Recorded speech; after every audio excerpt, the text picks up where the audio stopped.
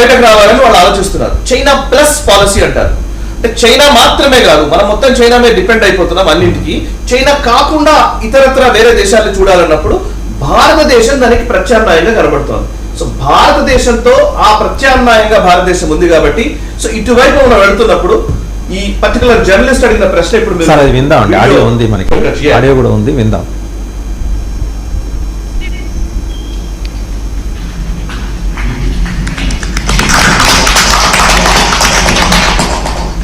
Prime Minister Modi, why don't you take some questions from the freest press in the world?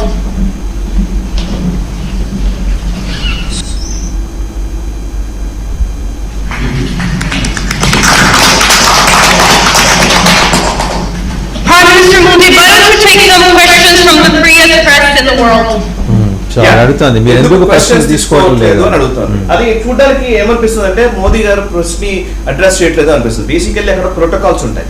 ఏ దేశానికి వెళ్ళినా కానీ ఎక్కడ పడితే అక్కడ ప్రెస్ మీట్ పెట్టాలా వద్దా అని ముందే డిసైడ్ చేస్తారు. ఎంఈఏ చూసుకుంటుంది ఆయన ప్రెస్ మీట్ ఆయన నిజంగానే ఇప్పుడు ఇదే ప్రశ్న వ్లాదిమిర్ పుతిన్ అడగమనండి, లేకపోతే షీ జిన్పింగ్ అడగమనండి. Xi Jinping అడగలుగుతారా?